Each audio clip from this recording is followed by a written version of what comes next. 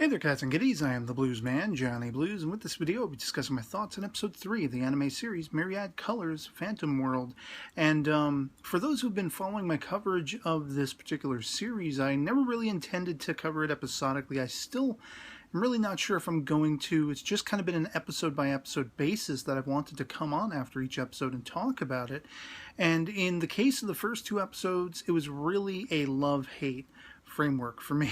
Like, I just felt like it was a half and half thing each episode. You know, half got it really right, half was just not sitting well with me. I had a lot of problems with Haruhiko and everything, and he just felt like pointless, like a needless addition to the series just to have a guy involved. And this episode, I have like no complaints. I have like no negatives to really say about it. I actually really was thoroughly invested in this episode and intrigued by it. I think a lot of that might have to do with the fact that Mai was center stage, and we're dealing with the idea of brain chemistry and memories and how that works. The different kinds of sort of cataloging of memories, from physical actions to experiences, episodic memories, and all these kinds of things, was highly fascinating. The one thing I will put forth that's a little controversial is this idea of sort of a cloud data situation where we download memories and things like that, a collective consciousness. This is something that has been bandied about for, you know, a couple of decades, if not longer, you know, getting very philosophical about what makes a human, you know, living soul or energy or mind. Is it all just brain chemistry and sort of, you know, chemicals and compounds and all that kind of stuff? Is there something more to humanity, you know, the life force, energy and soul, all that kind of stuff? I mean, all of that touches upon this, but I mean, I did find myself thinking, wow, that could really be a field day with copyright and IP, intellectual properties, if you know, like somebody proves this or puts into a working form and function way of, you know, like Star Wars, for example. You know, somebody could go into a court and say, well, this was my idea initially, and George Lucas, you know, downloaded my memories from the cloud program. Like, you know, and try to make the case for why that was stolen from them and, you know, sue them to high heaven and stuff. Obviously, this would be something thrown out of court, but I'm just saying, thinking in this fictional setting, where it apparently is the case, where it apparently works for Haruhiko and Mai, respectively, calling back on her memories of being a child. And I love how she's rewritten her history to have been a very shy, quiet young girl, when actually the opposite is true, the reverse. She's crazy, she's loud, she's rambunctious, she's something of a bully. And I was a little mystified as to whether or not these were actually phantoms, these two girls, at first. You know, obviously they had powers and everything, but when they're calling back and revealing through Haruhiko's sort of processing Mai's memories and everything, and the confusion she has about all of that, which does also lend to the idea, like, well, what happened? Why would she repress and reorganize her memories? Is it just a quirk of who she is and how her life has gone? Has she repressed them for some other reason that will be later explored? I don't know. But when confronted with the fact that she met these two little girls and she was kind of bullying them in childhood, they wanted to become tougher and fight her. Well, were they phantoms back then? Did they die somewhere along the course? Are they a product of her memory?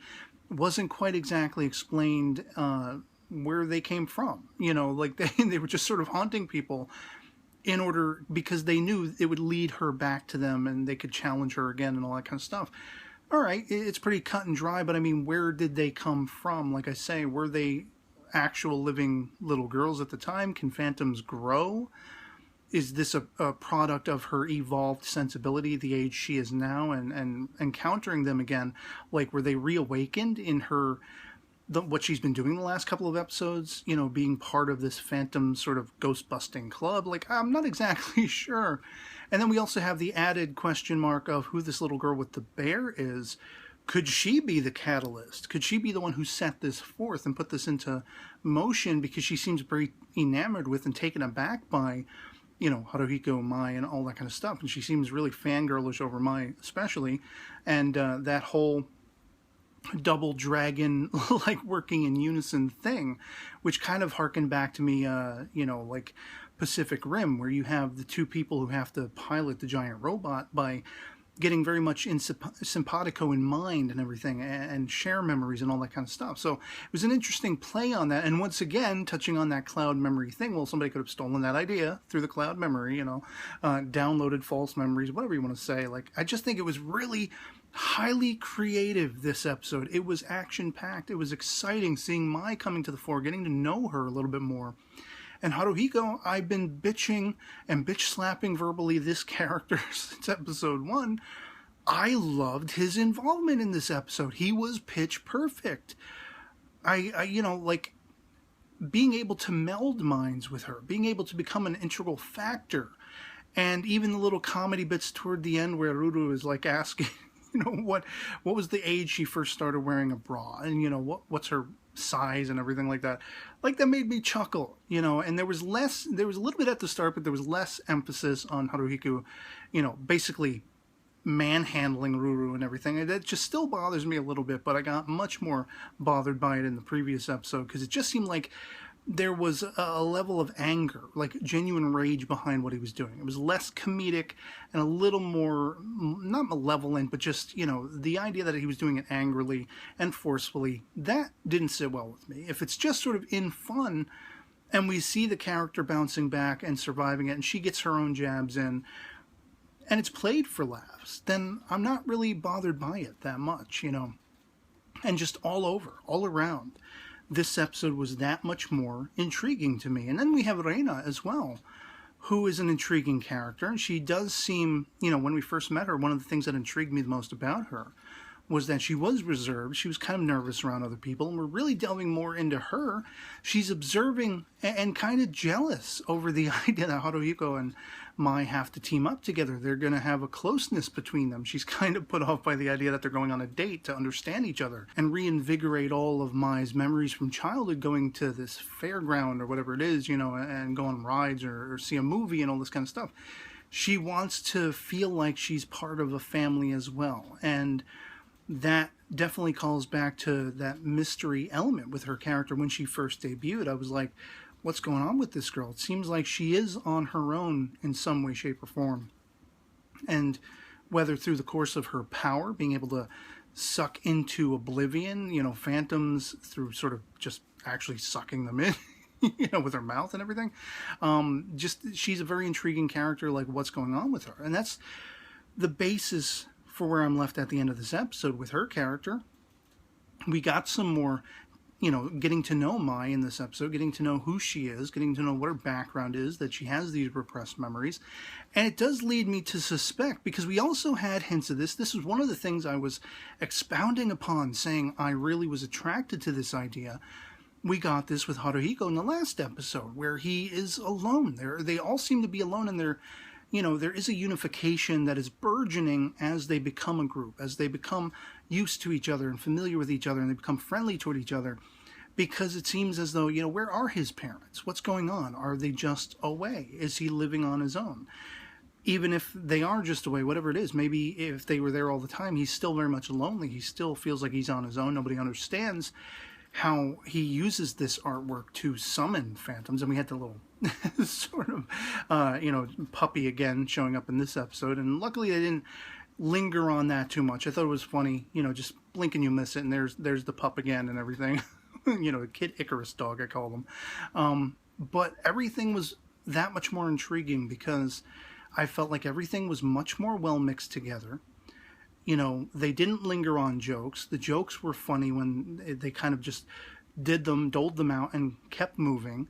The tension and the mystery of getting to know Mai and getting to know that her memories weren't exactly the way she had built them up in her mind, that sort of science fiction exploration of what memories are and how we can interact with each other, and how there has always been that theory that maybe the mind, body, and soul, and the memory and the brain makeup, it's something more than we as yet understand, something ethereal, was highly fascinating, highly intriguing. And that's been one of my favorite aspects of the show so far, like with, you know, the sort of sound waves and the technicality of that, the minutia of, you know, a sound wave canceling another one out, as was depicted in the previous episode.